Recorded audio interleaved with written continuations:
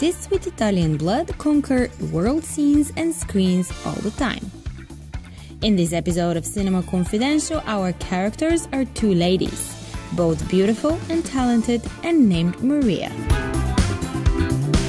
Maria Grazia Cucinotta is from Sicily, and with her impressive looks, she quickly takes over the Italian screens. The beauty has been part of hit titles over the years, among which the Oscar-nominated Il Postino, as well as being a Bond girl next to Pierce Brosnan in The World Is Not Enough. My first movie, we shot my first movie in Sofia.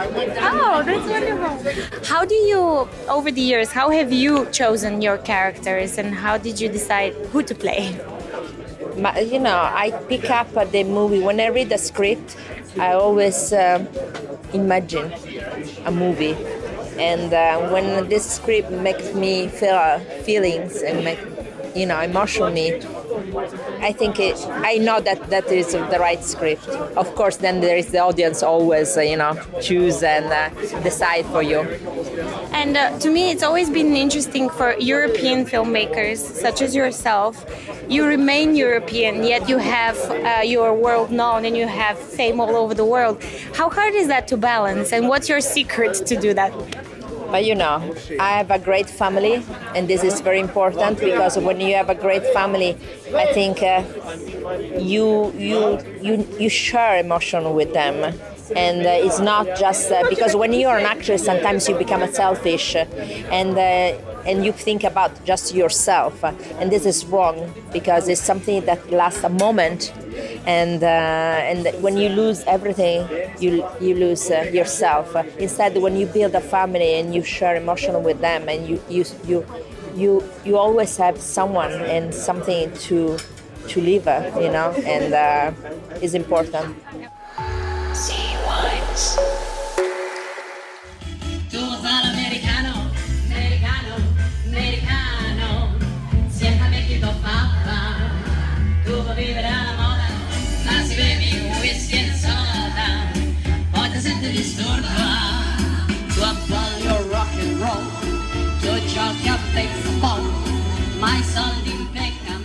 It is my pleasure to welcome a very special lady who has traveled the world.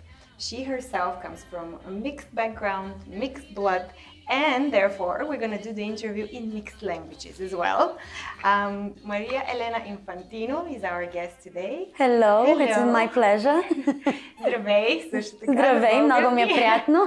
We can do this. Yes. Let's start in English, okay, and we can switch later to Bulgarian. No problem. You are, obviously by the name, people can tell that you are Italian. In your case, you are half Italian because yes, your mom is Bulgarian. Yes. But you've never lived in Bulgaria. No, I have not lived in Bulgaria, but when I was born in Italy, because my mom, being Bulgarian, then moved to Italy for reasons, for work, because she's an opera singer. And that's how she met my father, the Italian opera singer Luigi Infantino. And so, yes, she basically moved to Italy and I was born there, but then I moved to Bulgaria for 9 months when I was 3 years old. Okay. And I forgot Italian. Yeah. And I learned Bulgarian, and then I went back to Italy and I had to learn Italian all over again because I had learned Bulgarian. So the Bulgarian eventually stayed with me after I was 3. La petite amie du nom de Marie-Lou, on la prenait en pitié, une enfant de sage, car tout le monde savait bien qu'il aimait entre tout, sa chaîne de menton bien avantageux. Il portait des culottes, des bottes de moto, un blouson de cuir noir avec un aigle sur le dos, sa moto qui partait comme un boulet de canon, semait la terreur dans toute la région. So your family is opera singers. Mm-hmm.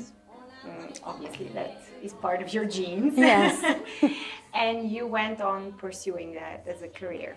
Yes, not by choice, because when you grow up in a family of opera singers, you don't want to do it because you think singing is the normality and it's normal life, and you think everybody goes to the opera house. And, it's normal to meet Pavarotti, it's normal to know Placido Domingo. And you're like, oh yeah, these are my parents' buddies and uncles and, But then when you go and move to London and you notice that none of your fellow students have ever entered the opera house under 18, you're like, okay, this is not normal. So basically, I did not want to be a singer because I've seen it all my life. And I used to sing at parties, and it was just normal things, but never a thought of a career, because that's what the parents did. So I moved to London when I was 18 to study acting. And then, of course, after 4 years of acting school, my first job was singing. But then it wasn't any gig. It was at the Royal Albert Hall with Shirley Bassey. Definitely not any gig with Shirley Bassey. People in front of you. Why didn't you ring and tell me that? I want you to get your manager down here now. It won't make things happen any faster. Right then, Susan, I'll be writing a letter. You later managed to combine the two. Yes. You did a few productions in West End, right? Yes, well, yes, I did in the West End. Yeah, you're reminding me, because I was like, oh, did I? Yes, I did. When I came out of drama school, I did the Shirley Bassey thing, and then the same promoter that was promoting the Royal Albert Hall event said, well, your father is who he is, and why don't we do a tribute for your father and his career? He passed away when I was 7, but we did a tribute, Infantino and friends. So I called up all of my dad's friends, and according to their availability, we created a concert going through my dad's career and funny anecdotes on my dad and how he met Maria Callas and how he sang with her, how he knew Laurence Olivier and Laurel and Hardy. And then we would combine also in the second half my dad's songs, Sicilian songs. And my mom and I would do duets on my dad's songs. So that was in the West End at the Leicester Square Theatre. And then one of my teachers from drama school called me up and said, look, you're a good actress, and maybe you should consider this role that we're offering you. It was ITV Yorkshire Television, and it was Emmerdale. Emmerdale. Yes. Which is huge for everybody who has lived in Britain knows what Emmerdale Exactly. is. And so I was the receptionist, and I had a good few scenes there, and they treated me as a professional. You know, coming out of drama school, you're like, oh, they're paying for my train ticket, for my hotel, and you get to be 2 days on set and work with the named stars.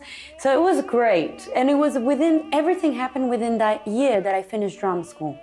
I moved to LA and for the acting, but of course they offered me to do at the Lee Strasberg Institute, Edith Piaf, the one-woman show. Non, rien de rien. Non, je ne regrette rien. Ni le bien qu'on m'a fait, ni le mal, tout ça m'est bien égal. So that's the first time that I really blended acting and singing with my director, Mandy Riggy, whom I met at the Beverly Hills Playhouse that they have here. And actually, who's responsible for the show, in a way, was Howie Deutsch. You probably remember him. He directed Pretty in Pink, then the other movie with Sophia Loren, which I love, Grumpy Old Men, and the whole 9 yards. He was our teacher in the masterclass. And he said, I would like to see you do things where you can blend singing and acting. So we came up with Edith Piaf and La Vie en Rose. The movie had just come out with Marion Cotillard. I said, okay, let's do the transformation. I put the wig, I did the eyebrows, and I did a scene, and Howie at the feedback told me, we didn't know it was you. I didn't know it was you for the first minute. I had to see who's doing the scene today, so I think you should do a show. And then I started something new now, Dalida. So we're transitioning into the 70s with her. Okay. Oh my God. Olivia. Miss Spencer, I mean. It's always been my dream to meet you one day. Great. Well, now you've met me. And I can't wait for you to play my mother. How long did it take you to establish yourself here? Obviously, what you have done in London helps a lot. Yes. But in order to get a manager, an agent, to start I don't have a manager you and don't an have? agent. It's a solo corporation. Is a 10. I mean, I do have a manager that's in New York, but he's a friend that helps me out for auditions because I don't have time to look at auditions, so he does it for me. But mainly it's word of mouth. All the Edith Piaf and Dalida shows I booked myself. The concerts that I'm doing in Bulgaria, it's word of mouth because they know me that I'm here in LA. So they call me up, would you give us the honor of being... So I do that. But it's 10 people into one corporation that gets it done. And sometimes you have to find your own key. My key, my persona, my dynamic might not work for another actress or singer. Mainly what I chose to do and the topics I chose, they helped me out because no one was doing PF in LA.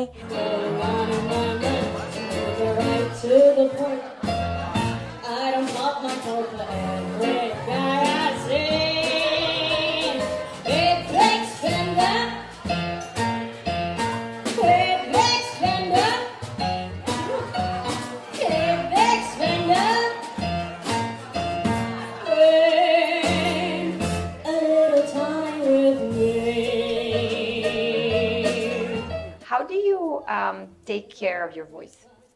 Okay, right now you feel it very hoarse because I did not take care of it because I could not say no to many singing engagements. You take care of it and by sleeping a lot, at least me, honey, Bulgarian herbs and teas that I always bring over or get a friend to send them over. Mashterka, it's great. Yes. Cantarion, Jolt Cantarion, it's fabulous. And the rose water, I put it on my face, I drink it. Rose water is the best and it's the typical Bulgarian thing.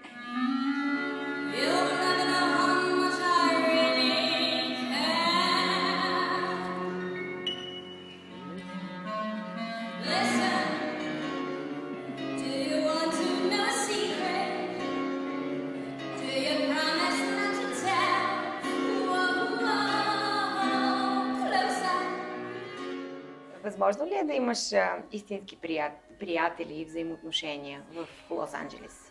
Може, ако you live with philosophy. Този град трябва много с философия, много внимание с кой си приятел и кой ти е наистина приятел.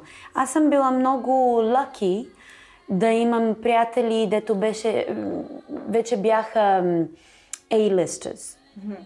Защото когато си с A-listers, they love you for who you are. Yes, and not for what you and for the talent and for the talent you are. Among the close friends of Maria Elena are the star of The Bold and the Beautiful Ron Moss, with whom they perform concerts together, the designer Sue Wong, the socialite Joe Hilton, and many, many more. Аз си спомням с Doris Roberts from Everybody Loves Raymond. Тя е 5-time Emmy winner. И първите 2 седмици отивам в класа, мастер-клас. И ми казаха, oh, this is Doris, this is Maria Elena, hi. И тя, hi. Окей. Когато направих една сцена след 2 седмици в Beverly Hills Playhouse, тя дойде. So what are you doing tonight for dinner? И отидохме, излезе. When they see talent, the real people that are the real core people, and they feel that you're in the same wavelength, then it's okay. И от тогава започнах да имам приятели, дето... You know, when you enter that niche, then you enter the circle, and then it's not... Can I say BS? Yes, you can. It's not BS, because you've entered the non-BS circle. Yeah. И когато правиш това, наистина са разкошни хора, дето имаш до тебе със същата енергия. Трябва да внимаваш на енергетите. Когато ходиш в България, въобще България какво означава за теб? Корени, roots, абсолютно. Много ме харесва да съм в България. Винаги искам повече да стоя, защото имам толкова много cousins и не може всички веднага наведнъж. Обаче винаги оставам към 2-3 седмици, ако мога. Една седмица, за съжаление, някой път. За мен е храната, хората, фамилията, природата. Отиваме в Девин, дето много обичам да съм просто на релакс. Истински релакс е Девин за мен. Thank you very much. Много ти благодаря. Мерси, много ми беше приятно. И аз много.